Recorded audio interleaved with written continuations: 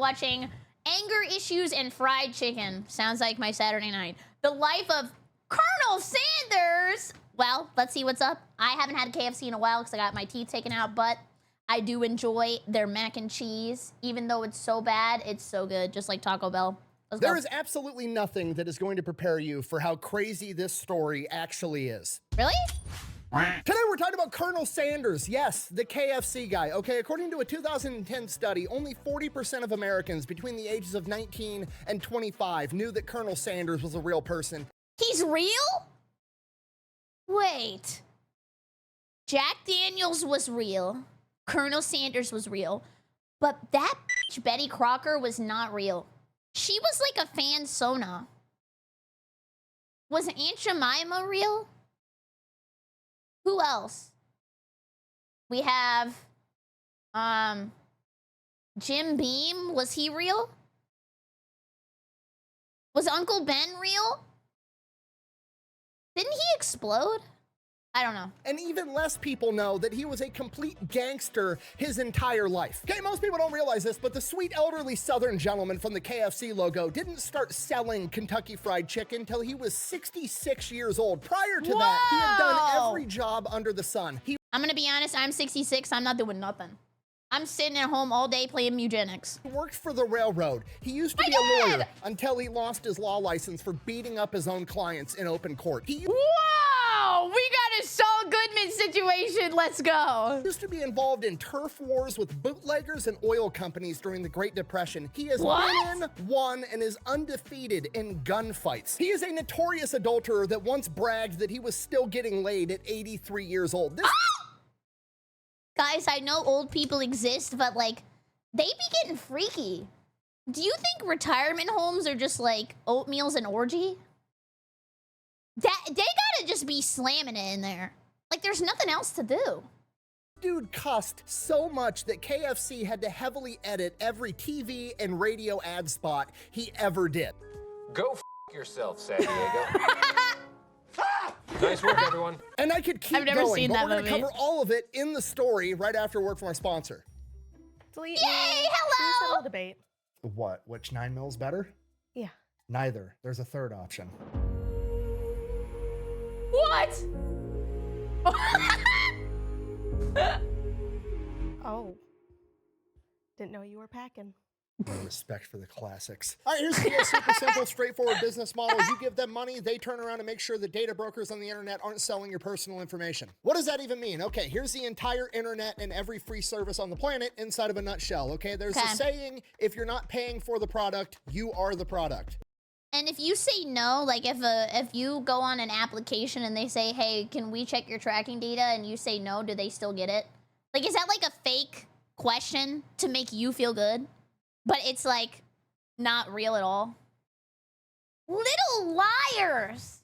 Little devious liars. What that means is pretty much anything on the internet that you use, that's a service, whether that be Google, Facebook, Instagram, Snapchat, all of it, okay? It's all an app. So one of two things is happening. They're either gonna feed you ads, and that's how that company makes money since their service is free, or they're gonna collect your personal information, then turn around and sell it to data brokers on the internet, and then they're gonna turn around and sell it to whoever buys it, and next thing you know, you're getting 17,000 robocalls every single day. And that's where Delete Me comes in. They will look through all the major data brokers and find the ones that are selling your personal information and submit opt-out requests on your behalf, and then they are legally obligated to comply. And then they'll continue to monitor these data brokers, and if they get your information again, Delete Me will submit an opt-out request again. Basically, you're paying Delete Me to get rid of all the downsides of all of the free stuff on the internet, which I think is absolutely worth it. If you want to check them out, I'll have a link and a discount code down below. Let's get back. Is there anything in the world that's actually free?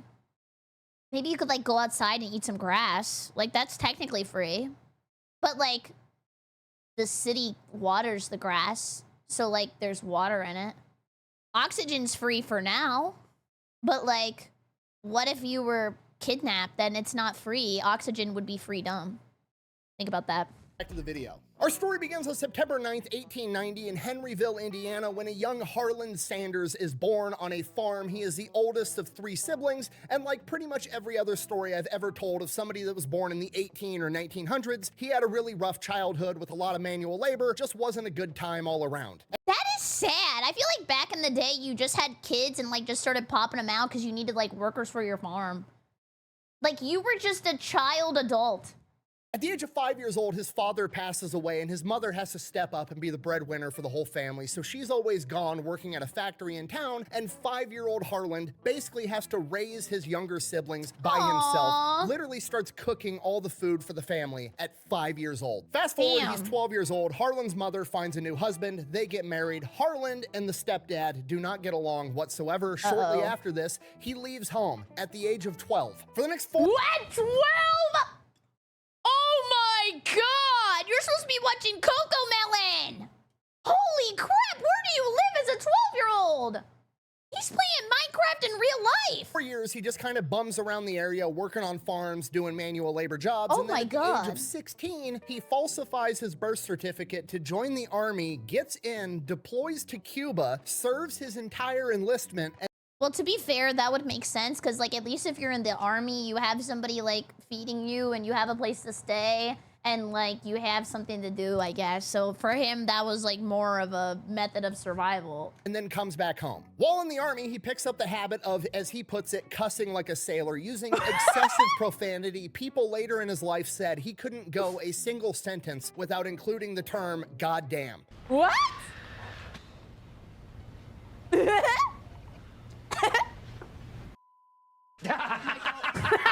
In his own autobiography, he said, and I quote, "I used to cuss the prettiest you ever heard." So 18 years old. Can you be, like, a pretty cusser? Like, you'd be like, ET might have to censor that. I don't know what the YouTube is. Or you'd be like, fuck. That was not pretty. That was, like, on a roller coaster. I don't know what the hell that was. Goes back home, gets a job with the railroad, starts traveling all over the country, working for the railroad. While he's on the road, he meets a woman by the name of Josephine King. They wind up getting married, start having kids. So Josephine's back. Frame one? We just start spitting them out? Like, we're not going to the movies or nothing? Back home with the kids, he's still working with the railroad. Obviously, he's gone a lot, and while he's gone, he decides he's gonna cheat on his wife. Like, What? Why? Why? He can cheat on his wife, but we can't know what's in the spice bag? a lot, or as he referred to it as tomcatting. So he's going all over the country just slinging, which is foreshadowing at its finest. Okay, not great, but that's what happened, and it also gets worse. He also got fired from different jobs at different... Dude, he's just playing BitLife. He's going for every achievement in the world. Different railroads a lot. Sometimes he was working for the railroad. Sometimes he was like a traveling door-to-door salesman. He just kept bouncing from job to job to job because he had a humongous anger problem and was always getting in fistfights and beating the shit out of people. That is correct. The medulla oblongata. Mama said. The medulla oblongata is where anger, jealousy, and aggression come from. After a while, his wife Josephine, understandably so, is fed up with his shit, and she decides while he's on the road, she's gonna leave him. He's lost his job too many times. He's cheating on her. She's out. She gives up the house. She sells all the furniture. She takes the kids and moves back home with her parents. And Harland is awkwardly pissed off about the furniture. Why? He's mad about the furniture? Go on Craigslist. Oh, wait, they didn't have Craigslist. Maybe they had, like, Frank's notes? I don't know. Furniture. Like, he's mad about the kids too, but he's very upset about the furniture for some reason. Like, in his autobiography, he says, and I quote, "That hurt me. I figured she didn't have any right to take my children or give away my furniture." Why are they on the same level? They should not be in the same sentence. He is equally as concerned about the furniture as he is about the kids, which I don't understand, but whatever. And it's probably because the furniture is gone. She gave it away. There's nothing he can ever do to get his precious furniture back. The kids, on the other hand, she still has the kids. They're at Grandma and Grandpa's house living with Josephine. He could still do something about that. So like a rational adult, he decides he's gonna go to court and fight for custody of his kids. No, I'm just kidding. Of his furniture? He concocts a plan where he's gonna go wait in the woods outside of Grandma and Grandpa's house, and he's going to kidnap the kids. What? Why? Why does he even want to be around the kids? Wasn't he always gone, like being a meow meow or something? I'm gonna be honest with you, I was not expecting this reaction. I thought he was gonna think that he was like free to do whatever now. That's a terrible idea. Yeah, again, that's horrible. in his own words, although I didn't consider it rightly kidnapping since they was mine.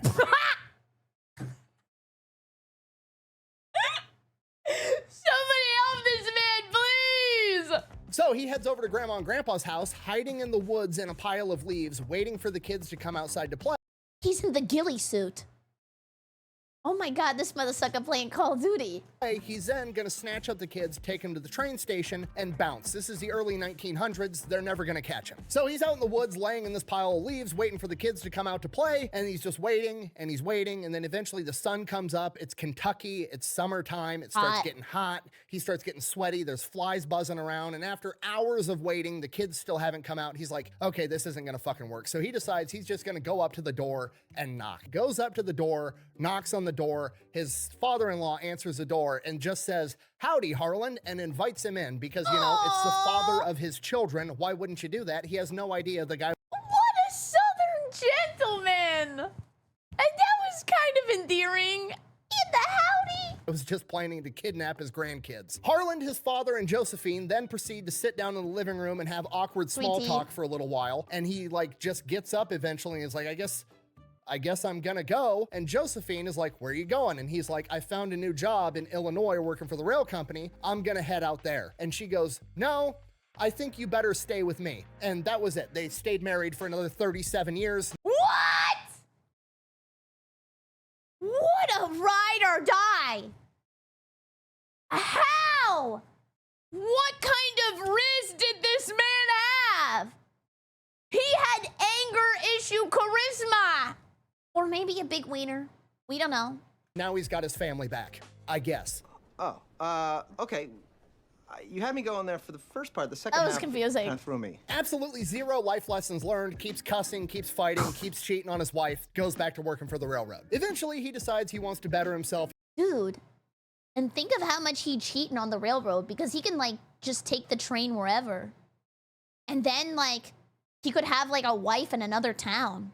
And then they, like, just don't know. He wants to get a better career, make more money for his family, the whole 9 yards. So he starts studying to become a lawyer via correspondence, basically taking college classes through the mail. Think of it as like antique version of online schooling. That's what he does. Winds up studying to become a lawyer through correspondence, passes the bar, and becomes a lawyer. Does that for a little while, has a pretty successful law career spooling up, and then one day, in open court, he's doing every side quest. My God! temper gets the better of him. A medulla oblongata. We don't know the exact context of what happened, but every account of what happened has a chair involved. Some accounts say that his own client attacked him with a chair. We got WWE in court? I would have loved to be on the jury. That would have been freaking awesome. Some accounts say it was the other way around and he beat the shit out of his client with a chair. Either way, he turned the open courtroom into a WWE match. That's what I said!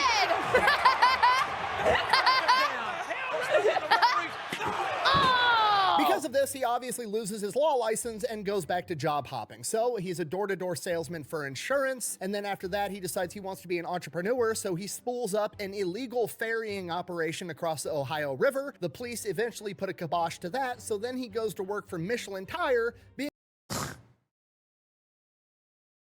He did every job. Next, he's gonna be like a dentist or the president. a tire salesman. And finally, that goes good. That's going great. The dude can sell tires like a motherfucker. He works his way up from being a salesman to like the regional director for the entire tri-state area that he's in. And he's like one of the big wigs at Michelin Tire. But then karma finally catches up to him and we kick off the lifelong saga of karma desperately trying to put Harlan Sanders, this madman, in his place, and Harlan Sanders just adamantly refusing. One day he's driving his Model T with Michelin tires across the bridge and the fucking bridge collapses, totaling his car. And do you think bridges used to collapse like a crap ton? Like, were they building them with like sticks and stuff? Like, because now we have modern technology. Back in the day, I would never trust a bridge. I'd just drive around or walk around. I wouldn't trust that. at this point in time, he doesn't have enough money to buy a new car, so Michelin Tires fires him because you can't work for Michelin Tires as a tire salesman if you're not using Michelin tires, which is kind of fucked up, but also, like, there's no Amish electricians, so I get it. Oh, right, because I'm Amish, so I wouldn't know anything about your 69 GTO Judge. 455 big block Ram Air, 411 Posse, something like that? Weird, that thing must have fallen straight from space. Well, Good luck with your future ride, spaceman. So he takes what money he does have and he starts a acetylene lamp business. Gotta remember, this is like 1820s. Lamps? Not everybody has electricity in their house with light bulbs, so people are using these little gas lamps to, you know, put on the table to be able to see at night. He starts a business making those. Very quickly, electricity becomes readily available, puts him out of business. Karma is just trying to shut this guy down. That sucks. Pretty much every avenue he picked had like technological advancements. What's something that's still like, I don't know, back then probably never evolved? Maybe like he could be like a court drawing person. Like, you know, the people who do like little like images and stuff and they like be sketching and shit. Or toilet paper. Yeah. So he decides, all right, I'm gonna have to go to the next big town over. I'm gonna have to go get a job, don't have a car, I'm broke. So he hitchhikes to Louisville, Kentucky, and the first car to pick him up tells him his life story, and the guy's like, I actually own a gas station and I'm looking for somebody to run it for me. You think you can do it? And Harlan Sanders is like, sure, why?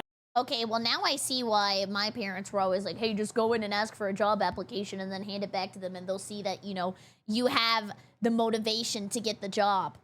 Because people were just handing them out back in the day. You'd sit next to somebody and they'd say, hey, you want a job? Why not? So he takes over this gas station, starts running it. Somewhere along the line, he comes up with the idea of like, hey, I could be more competitive and I could get all the business from all the truckers if I start selling food at my gas station. So he already likes cooking food, and that's what he does. He starts making food, selling it at his gas station, and then he gets all the trucker business as well. The gas station is outrageously successful. Karma kicks in again. The Great Depression happens, shuts this small gas station down, puts him out of business.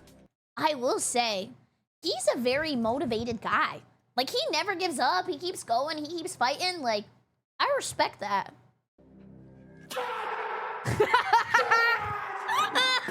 From here, Shell Oil Company reaches out to him and is like, hey, we knew you were super successful at running this other gas station in a small town in Kentucky. We have another gas station that's right on the main highway that's gonna be able to stay open during the Great Depression because it gets all this traffic from the highway. We want you to run it. Harlan Sanders takes the job. So wait, does he have like an involvement?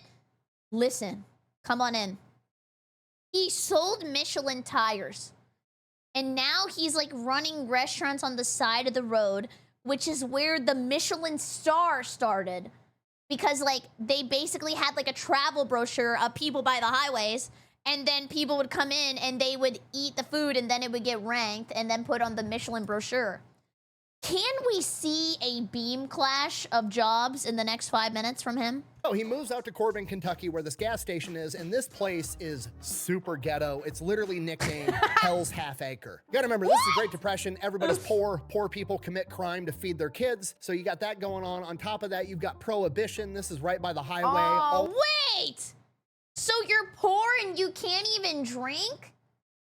What are you supposed to do? All the bootleggers are running their booze through this area. There's all kinds of crime. So he takes over this gas station, starts selling gas, starts selling food, but he needs people to know that there's food around. So he starts putting up signs and everything saying like, hey, we're a gas station that also serves food. This is Kentucky in like 1930, whatever the fuck. And people just love shooting at signs, I guess. And it gets so bad that you can't even read the signs because there's so many bullet holes in them. So he comes up with an alternative idea of he goes to all of the farmers in like a 50-mile radius and pays them to be able to paint a big advertisement on the side of their barn because people aren't gonna be shooting at a farmer's barn because— Mural! What a good idea. Damn, he's just like spitting ideas out. they could hit somebody or hit an animal, or a farmer's gonna come out with a shotgun and fucking shoot you back. And it's Oh my god, Goku's fear. brilliant idea, and it's working really, really good. And it starts cutting into the other rival gas station's business, and that gas station is owned by a guy by the name of Matt Stewart, and he's pissed off about it. So he goes around and starts painting over Harlan's barn signs. Harlan finds out about this, so like an adult with a cool— The last person you want to mess with is Colonel Sanders. My god, I don't want to know what he's gonna do. National head goes over to Stewart's gas station and very politely tells him to stop or, and I quote, I'll blow your fucking head off. He said calmly. Wow, Okay, Harlan Sanders is not going to tolerate people messing with his money. Playing with my money is like playing with my emotions. A couple weeks later, Harlan's got a big day. Some Shell oil executives, 2 of them, are coming to town to have a meeting with Harlan about how well his gas station is performing. And while they're sitting in the gas station having a meeting, talking about how great of a job Harlan's doing, one of the employees comes in and lets him know, hey, Matt Stewart is out on the side of the road right now painting over one of your advertisements. Oh, no. He's gonna give him a wedgie. On Farmer So-and-so's barn, at which point Harlan says, I told that motherfucker what I was gonna do, so he grabs his gun. The Shell oil executives Wait, that's way worse than a wedgie. also grab guns, and they go out and confront Matt Stewart. As Yeah, they're gonna give him a wedgie. soon as they get out of the car, Matt Stewart draws a gun, fires at them, killing one of the Shell oil executives, to which Harlan Sanders then shoots him in the shoulder, drops him on the ground, disarms him, and waits for the police to come arrest him. Harlan is found innocent because it was self-defense, and Matt Stewart now gets convicted of murder and would later be assassinated in prison. What? Holy crap! He got Walter Whited! Something wrong with his medulla oblongata. And from here, Harlan Sanders is not shy about using a firearm to get his way. There's another account where bootleggers were trying to siphon gas out of his pumps in the middle of the night, and he runs out and There are 2 types of men. Those who fear having to fight a home intruder naked, those who intend to. I mean, you gotta think, if there's like a home intruder coming in, like, he's gonna be shocked to see your so like you have like a couple frames of minus to just blast them. nothing but his underwear and confronts them and holds them at gunpoint until the sheriff shows up to arrest them. This goes on for a while, very successful gas station. Eventually, Harlan ends up owning the gas station himself, at which point he kicks it into overdrive. Now he's going around tearing down signs from the competition and putting up his own signs instead. The exact thing that he was pissed off at doing. Yeah, what a little hypocrite! How dare you? How dare you gank other people's signs? But now he's gonna do it to other people. And then, just like what happened with him, one of the other rival gas station owners runs out to confront him, at which point he pulls out a gun and tells them to get back in their fucking car. And they do. The medulla oblongata. So Do you think he looked a little cuckoo for Cocoa Puffs? Like, anybody who saw him was like, just damn. Never mind.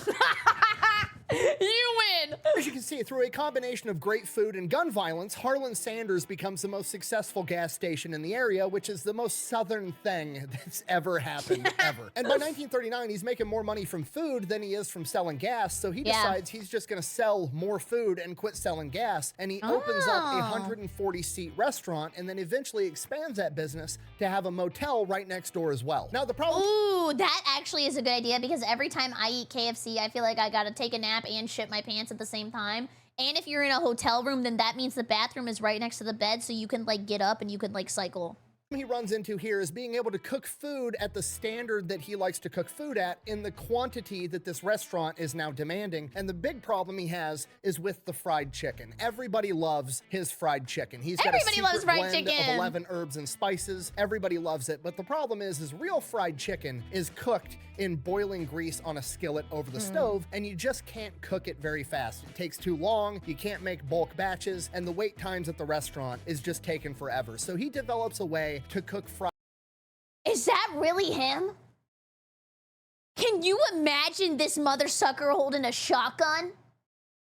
You get a blast of flavor and then a blast in your head. He just looks so kind to me. I can't imagine him having a Tryndamere rage meter. Fried chicken inside of a pressure cooker, which still makes it taste way better than if you deep fry it. And this takes the cook time on his fried chicken from like 30 plus minutes down to 7 or 8 minutes. So he's got that figured out. Things are going great. He's got his new restaurant, his new motel. Actually, now that I'm thinking about it, do you think he's dead, right? Is that a spoiler? Do you think he would hate the branding? Like, do you think he'd see his commercial and he'd be like, well, why don't we throw some, like, dams in there? Like, where are the F-bombs? Like, I wasn't that nice. Right in 1939, and then karma steps in to try to shut him down again. 1939, World War II kicks off for America, and Dude! Everybody in this time frame lived on Dark Souls difficulty. How is it major disaster after major disaster? All of a sudden, America is now rationing rubber and gas, meaning less people are traveling, and his entire business is built right on the highway and relies on highway travelers, so he's not making enough money. But Harlan Sanders, not taking no for an answer, refuses to quit, keeps running his motel and his restaurant business, but also takes a job in Tennessee, which is nearby, at a place called Oak Ridge, because the government has thrown up some new facility where they're making something, and they need somebody to come in and run all the cafeterias to feed the workers, and he oversees the cooking of 36,000 meals a day to feed all of these people working at this secret government facility. Does that through the rest of World War II. When World War II ends, that job kind of comes to an end. They no longer need this factory for whatever reason, so he goes back to his hotel and restaurant, which everything's fine now because they're no longer rationing gas and tires and people are traveling again. And later we would find out that the Oak Ridge facility in Tennessee is where they refined all the plutonium for the Manhattan Project, which we used to nuke Japan. Which What? How has he been around for everything? How does everything he touches turns into a bomb? What the hell? He was making real bombs and bomb food? What is going on? I did not live an interesting life at all. Like, he's done everything. This is freaking crazy. What? makes it kind of awkward that it's a Christmas tradition in Japan. He turned F-bombs into H-bombs. It's stupid. And to order KFC, but whatever. So he comes back home, starts running his restaurant and hotel full time, hires a new female employee, starts having an affair on his wife with her. Her name is Claudine Price. Shortly after that affair, Well, what was the price of this? He's definitely going to get in big trouble. Does he even ever see his wife? Does he at all? He's around less than Goku. That's also the second Goku mention. he divorces his wife, marries her instead in 1947. Then in 1952, he meets another wealthy restaurant owner from Salt Lake City, Utah by the name of Pete Harmon. Pete Harmon Hardee's? I don't know, I just made that up. tries his fried chicken and he's like, holy shit, this stuff is Actually, to be for by real, the name of Pete. on this one, I could see he's probably saying some slurs. I don't know what it is. He does look a little more sinister in this photo.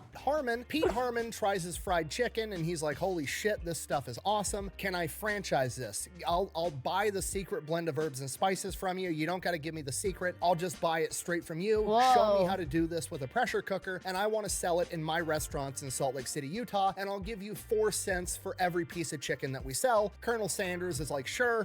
Why not? So that's what happens. Pete Harmon starts selling Sanders chicken in his restaurants and he needs to brand it somehow. So he's from a different part of the country. So he names it Kentucky Fried Chicken and gives it the slogan, finger licking good. And Harlan doesn't really see the potential in it. He just kind of treats it as like, you know, passive revenue that this guy's mailing him a check every month and just keeps running his restaurant and motel. And then his chicken becomes like kind of famous in the area. It's getting some notoriety and the governor of Kentucky makes him a Kentucky colonel, which is What? Wait, he's a real colonel? I thought that was roleplay. Huh? like this honorary status in the state of Kentucky. And he's like, cool, that's great, whatever. So now he's Colonel Sanders. And then around the same time, he also started a side business where he was a midwife. I told you the story was weird. Yeah, he's just going around rural Kentucky as fucking Colonel Sanders, the chicken guy, helping people deliver babies. We don't know. Is there anything he hasn't done?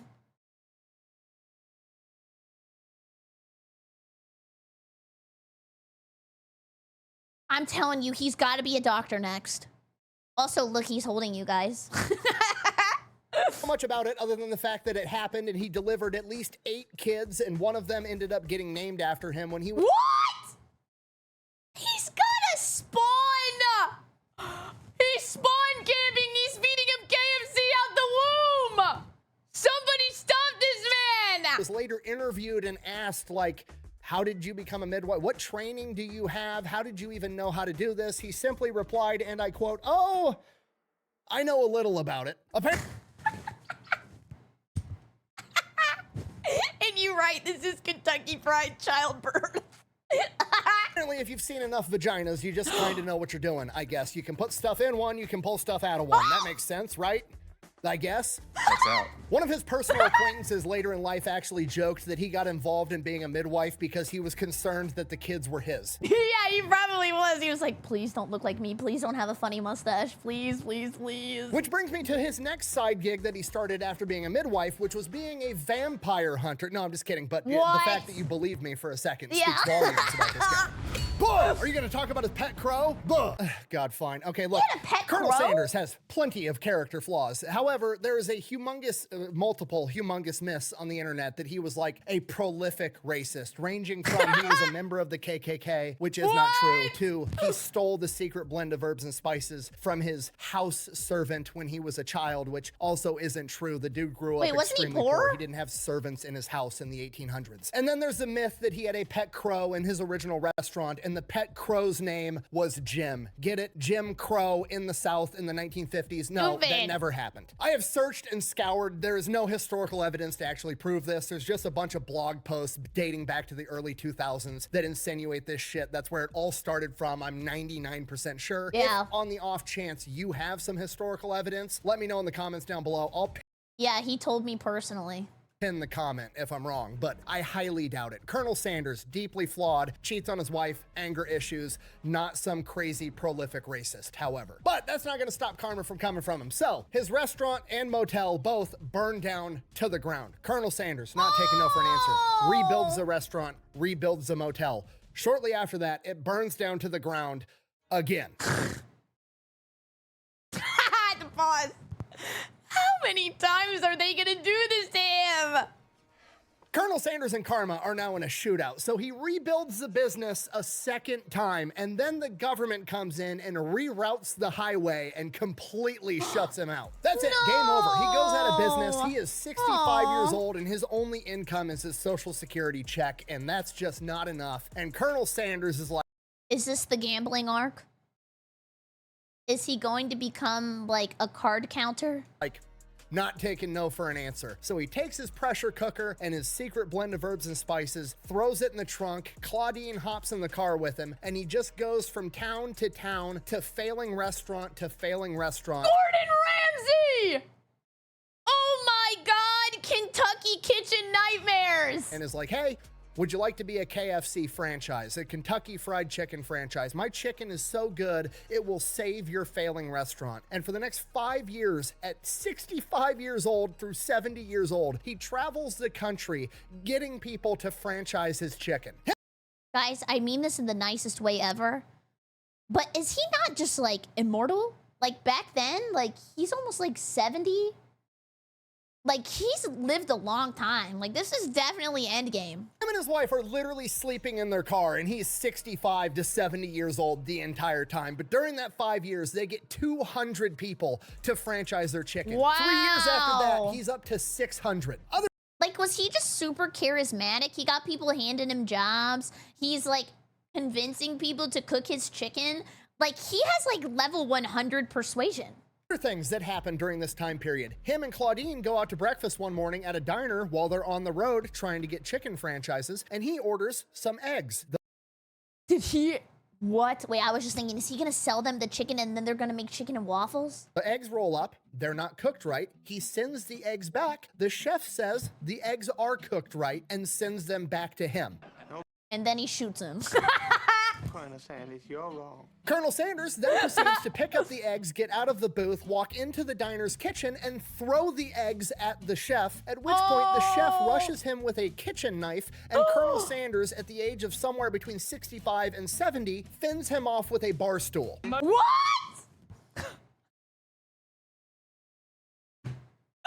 Oh my God, this had to have been a Waffle House. Medulla oblongata. Another thing that happens during this time period is he's going to all these failing restaurants, and essentially they're just buying the chicken. They're not officially becoming KFCs yet. It's still mom and pop's diner, but they also sell Kentucky Fried Chicken there. And some of these restaurants are still failing despite the fact they're now serving Kentucky Fried Chicken. So he hires a guy to help these restaurants out, to go in there and show them how to run a restaurant up to the Colonel's standard to help these businesses thrive. So that guy goes in there, fixes a bunch of KFCs, makes some profitable businesses. Colonel Sanders pays him a bunch of money.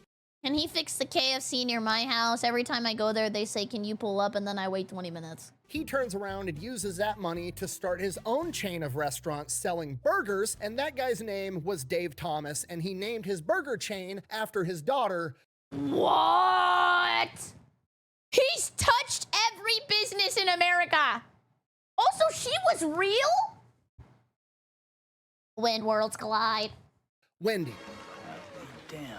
I told you it's a weird story, okay? You were warned. Now, this is also the same time period where he starts really leaning into the Colonel Sanders persona that we know today. He starts marketing himself as Colonel Sanders. People start calling him and knowing him as Colonel Sanders. This is when he started wearing the white suit that we all know today because his kitchens and KFCs were so cleanly that you could work in the back of the kitchen and...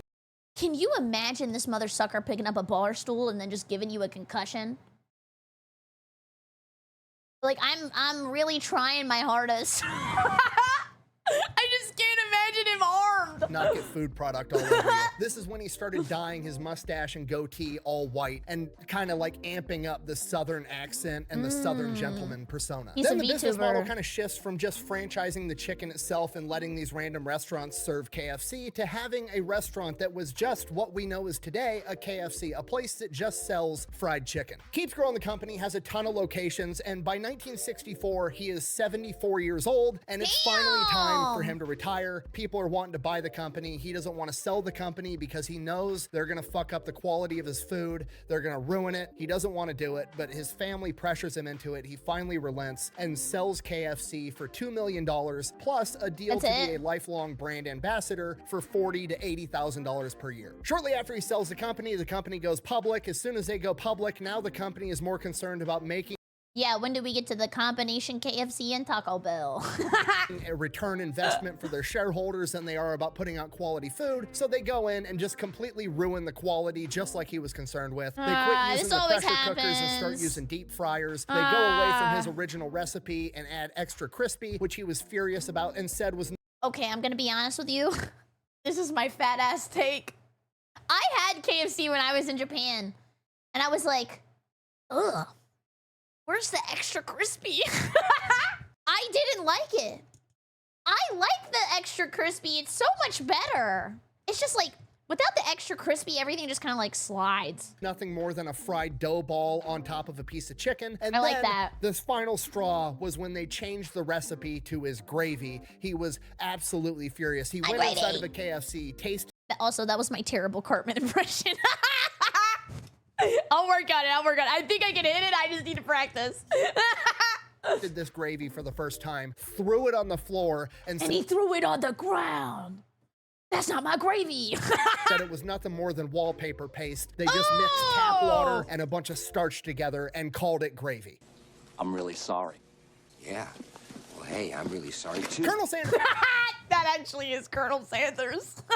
then proceeds to spend the rest of his life until he's 90 years old talking so much shit about KFC ruining his recipes, they had to sue him He was to a get him to hater. stop. Whoa, whoa. We're suing him? Why are we not taking the criticism? It was his product and you guys effed it up. He has a right to be mad. It was a royal pain in the ass for KFC until he passed away from pneumonia at the age of 90, and that He got to 90. That is a legendary run, especially like, when was he born again? Wait, this is always so weird to think about. When was Colonel Sanders born? He was born in 1890.